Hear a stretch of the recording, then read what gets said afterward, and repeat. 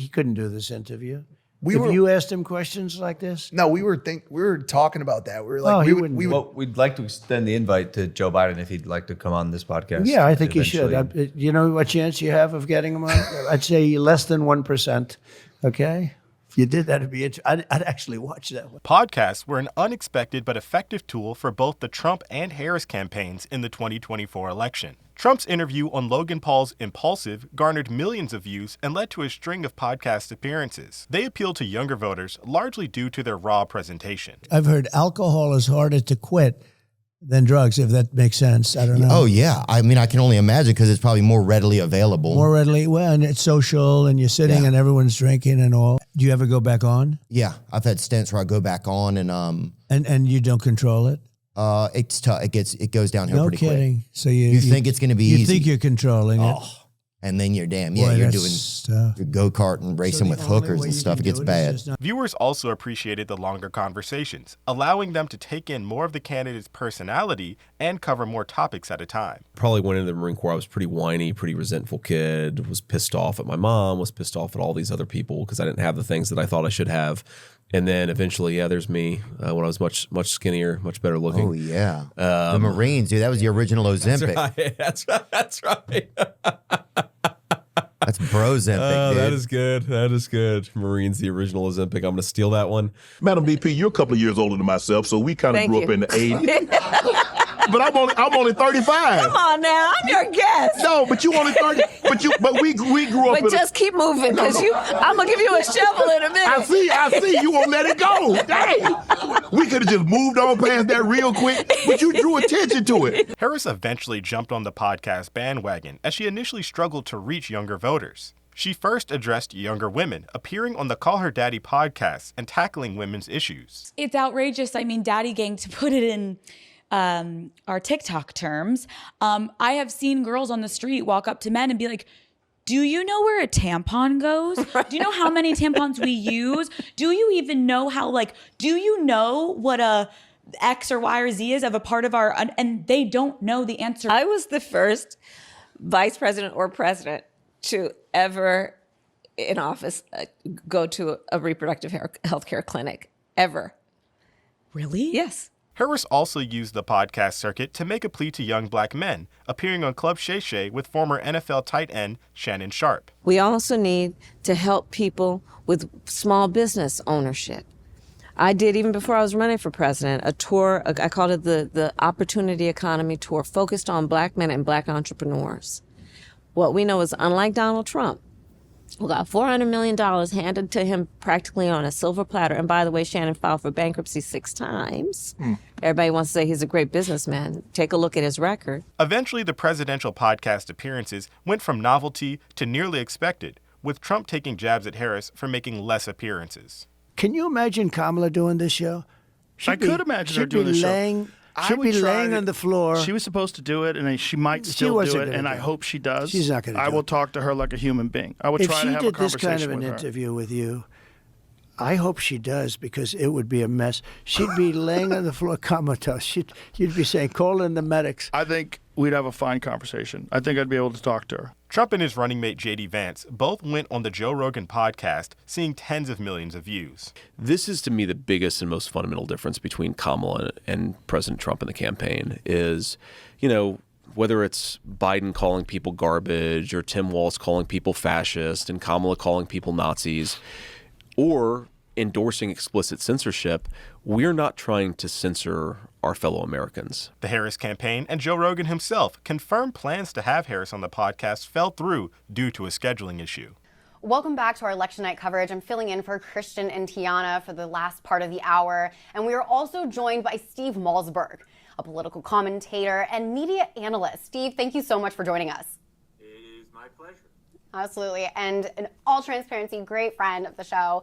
I wanted to know, obviously you just heard the package we did. Are podcasts kind of the new way to reach younger voters after this election?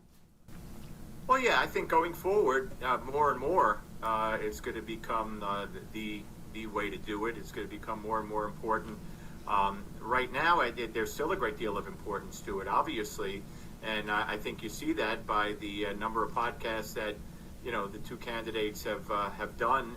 They save themselves naturally for the big ones, the Joe Rogans of the world. Some do. She, of course, turned it down. Sure, I mean, media is changing every day, every week, and by 4 years from now, who knows? Who knows what networks will be like?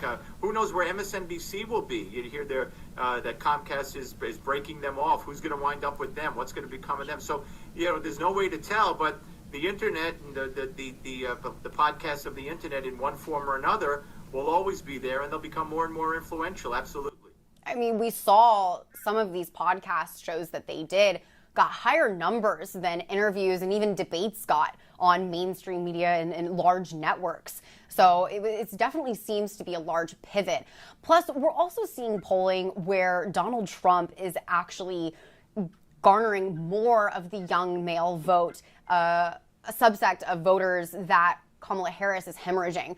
And Donald Trump even said himself some of the ideas he got to do these live streams and Twitches and podcasts was from his own son, Barron. How much do you think that's going to influence that younger subsect of voters?